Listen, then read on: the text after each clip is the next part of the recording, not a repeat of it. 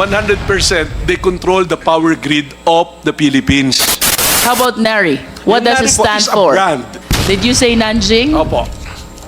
Nanjing Automation Automation Research Institute. Grabe ito mga kabayan, na alarma ang ating Congresswoman Jinky Luistro. Kaya inungkat niya sa Quadcom Congress hearing, teknolohiya ng NARI, Nanjing Automation Research Institute na ginagamit sa operasyon ng power grid na nagdudulot ito ng pangamba sa seguridad. Kaya watch po natin ang Quadcom Congress hearing na ito mga kabayan. na 100% they control the power grid of the Philippines. How about NARI? What Yung does it NARI po stand is a for? brand. Did you say Nanjing? Opo. Nanjing Automation Research Institute. NARI is the iOS of SCADA. Opo. This system can be controlled remotely. 100% Similar po. to my Apple. 100% po. Oh. What I'm telling you, totoo po yan. Kung gusto nyo, sama-sama tayo pumunta. Submit it to cyber audit. I remember part of my interpellation is on the SCADA and NARI. We've heard the explanation of the technical personnel of NGCP, and having heard that Attorney Melvin Matibag used to be connected with Transco, I believe he's an expert witness or resource person as well.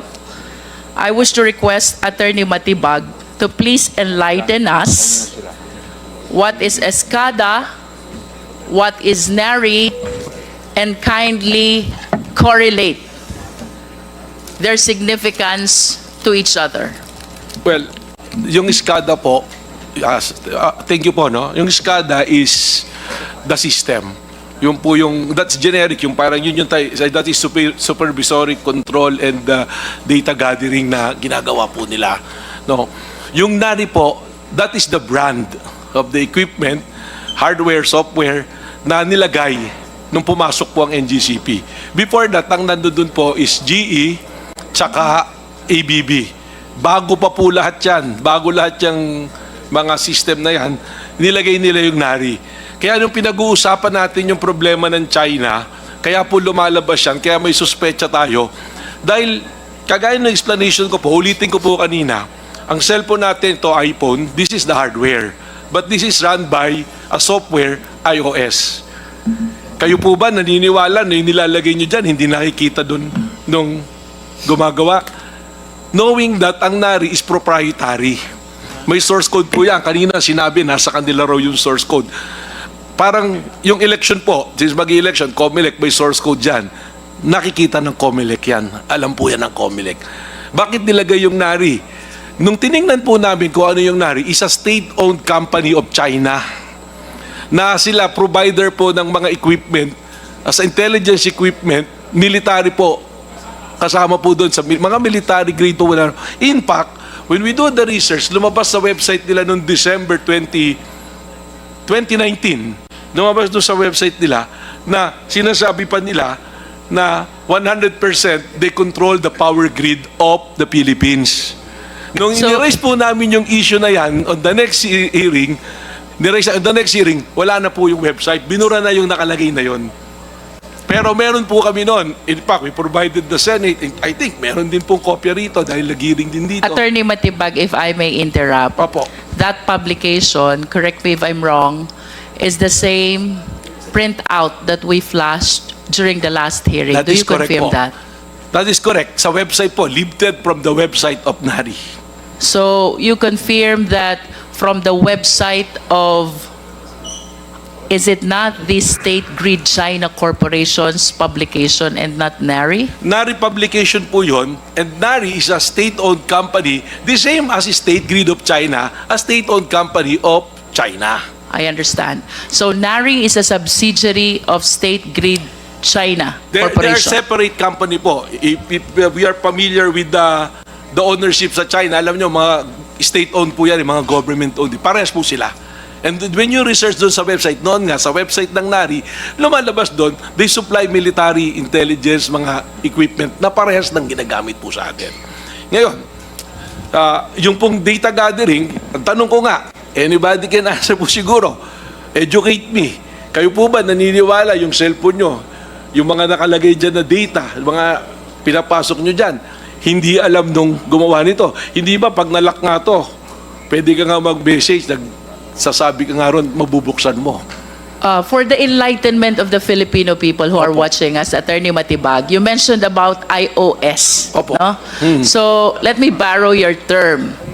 Would you confirm if I would say that NARI is similar to being the iOS of SCADA? Tama po, kasi yung hardware and software, parehas pong NARI. I think they can confirm that.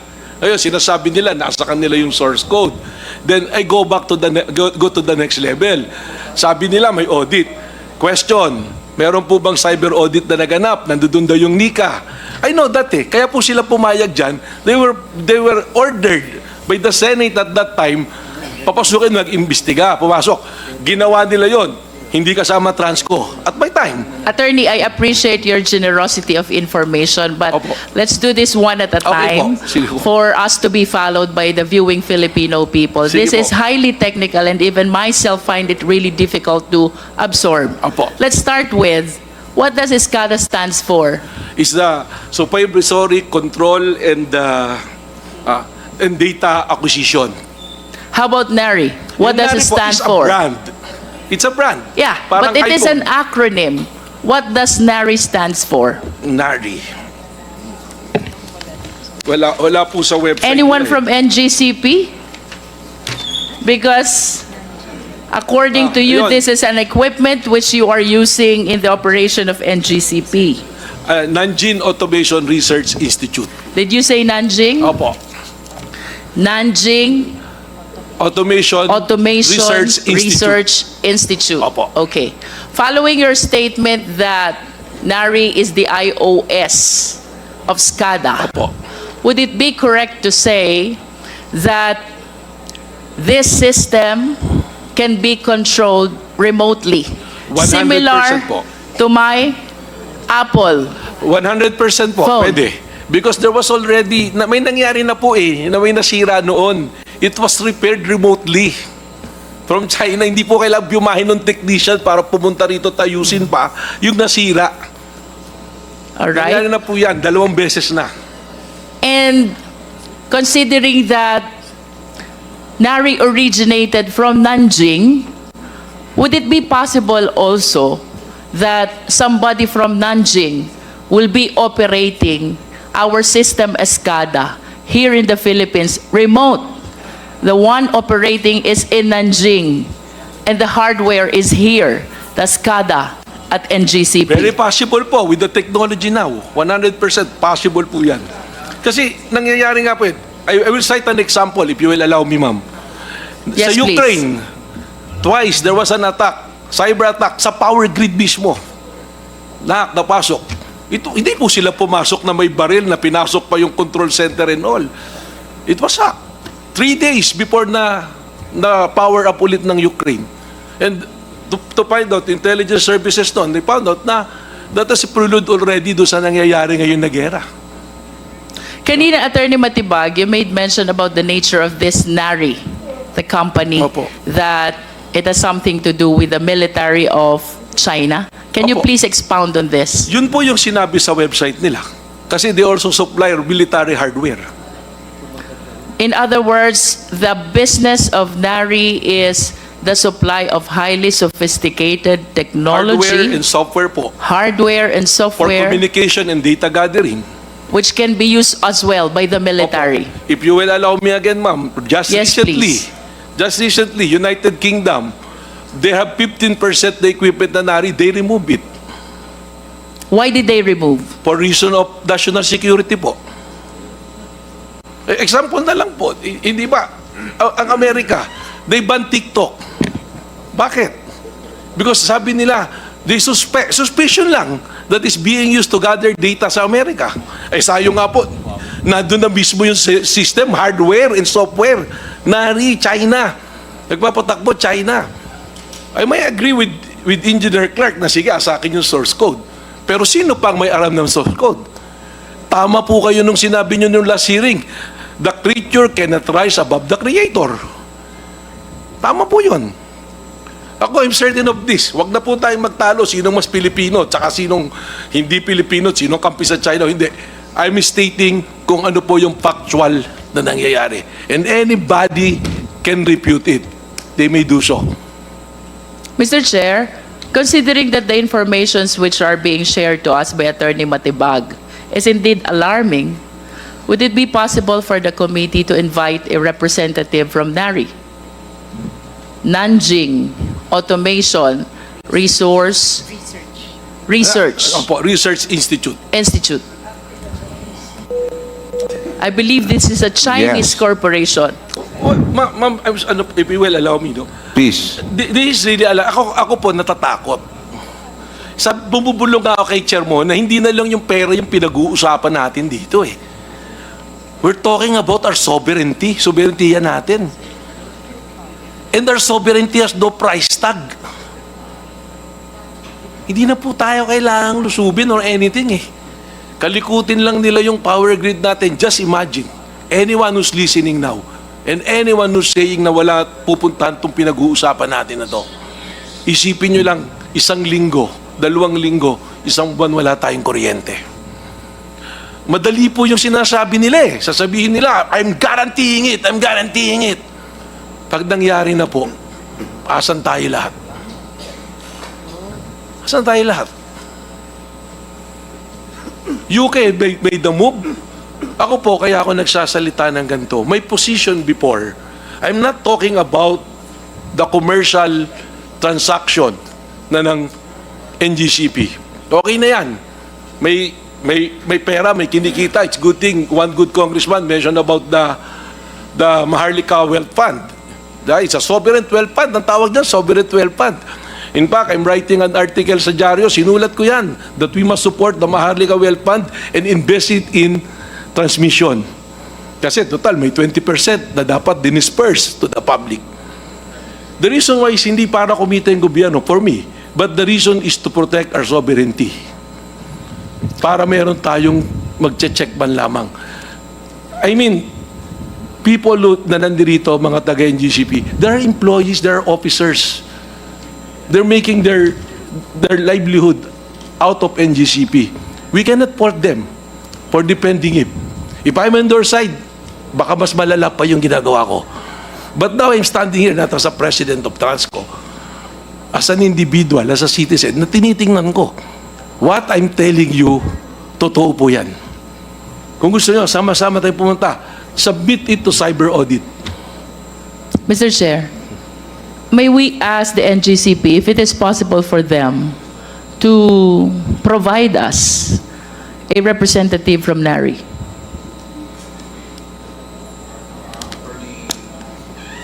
Can reply. Attorney Paul, Attorney... Mr. Chairman, can I pass the mic to Engineer Clark? Mr. Chair, I believe that the question is Yung representative mo. answerable simply by a yes or a no, whether they Yeah. will provide a representative or not, with all due respect. They would like, the question is, can we ask NARI to appear before this committee? Can you help us I to believe we answer cannot, some questions that the committee has, even in an executive session?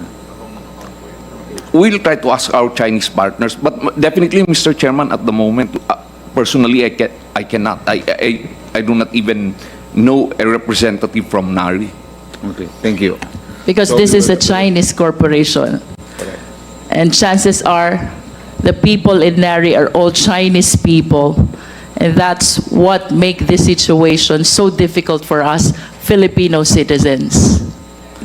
Yes, Attorney Melvin, Mr. Chair. Mr. Chair, it defies logic yung sinasabi. I apologize, pero para sa akin, hindi ka tanggap-tanggap eh. NARI is a supplier. Ibig sabihin, contractor ng NGCP yan. Hanggang ngayon, binabayaran nyo yan. Hindi naman pwedeng hindi nyo imbitahan. And they will say, kung hindi kayo mag-appear dito, tigil na namin bayad, kuha na kami ng iba na supplier. Ayoko. I might be wrong. I will leave the better judgment to the honorable gentlemen and gentlewomen of this honorable committee. Thank you. That's something that we will have to discuss and request. Because I think it does make sense that if they are your supplier, then for transparency, without going into issue of protocols, or then we can ask. Because I think there are questions. May I know, Mr. Chairman, Yes. if I may, I think we need an answer from them. If Congresswoman- supplier nila talaga yung NARI. Yes, Attorney Paul, they are your supplier, correct? Yes, sir. They are your Na- supplier. Apo. So, binabayaran niya yan buwan-buwan. Yeah. Sir, I would just like to clarify regarding the points being raised by Mr. Matibag. First, on the hardware. Yes, sir. Mr. Chair, Binabayaran niyo ba buwan-buwan yan as a supplier? Yes, sir. Yeah, Okay, klaro tayo. no, sir. Not every month. Once they supply the equipment, the software, and then after the commissioning, full control and operation is with. How about after sales service? You have, sir, we maintain maintenance service agreement with them. So kung Yun. may problem Yun, po, may ano pa yun. pupunta So may sila. relationship pa rin kayo. Meron pa Thank rin you. po. Okay, klaro rin. Mr. Chairman, sorry again, no? Yeah, don't Pero go to I couldn't understand bakit ang sagot ni attorney hindi niya kaya imbitahin. Meron palang working relationship sila. Attorney. That's why, with the answer of our technical partner, Mr. Chairman, we will endeavor that a representative from, if we can, NARI, will attend the next hearing. Proceed. Mr. Chair, Before, kasi related to because I noticed the consultant for the regulatory reset of ERC are foreigners, but they are here. Hindi po ba Chinese New Year sa kanila? Hindi po. So, yun lang po. I just have to make a point. Mr. Chair, we will go back to you, Attorney Matibag. But please let this representation continue with the interpellation. Kanina po nabanggit yung Senate hearing. Our resource person relayed to us that President Almeida made a testimony about the cyber attacks, whether it is against the corporate system or the system of NGCP. I wish to be certain. The committee wishes to be certain. We have reports as well that in the same Senate inquiry, Transco consultant by the name Ronaldo Del Mundo testified that NARI is a transmission control operation of platform system which allows remote access. This is according to consultant Ronaldo Del Mundo of Transco. And to add, Mr. Chair, in the same Senate inquiry, the same Mr. Del Mundo testified as well that NARI is a computer control na pwedeng mag-switch on, switch off ng circuit breaker ng power plants. Mr. Chair, I wish to believe that the transcript of records of this Senate inquiry forms part of the public records. Therefore, Mr. Chair, this representation humbly move that we request for a copy of this transcript for all of us to be enlightened on the testimony that were given already by President Almeida along with Ronaldo Del Mundo, because these are under oath testimonies which should not be contradicted when they testify on a different forum or investigation. So, Mr. Chair. There's a motion. Any second? Duly seconded. The chair in objection. The motion of the Honorable Luistro is approved. COMSEC, please carry out the letter request to the Senate. Thank you. Mr. Chair, I recall likewise that during the last hearing, I manifested my desire to conduct an ocular inspection of this system control, which we allege as NARI until we are able to verify, of NGCP. However, Mr. Chair, I found out from the records that since 2019, in spite of the regulatory power given to Transco, to ERC, wala pa palang nangyayaring system audit dito sa system control ng NGCP ever since. May we request a confirmation from NGCP? May we request President Almeda? Medyo nakakapagtaka na po. Our President is here, pero mukhang mas knowledgeable si Attorney Sagayo. What does SGP stands for, with all due respect? Attorney Sagayo. Mr. Chairman, SGP stands for Synergy Grid and Development Philippines Incorporated.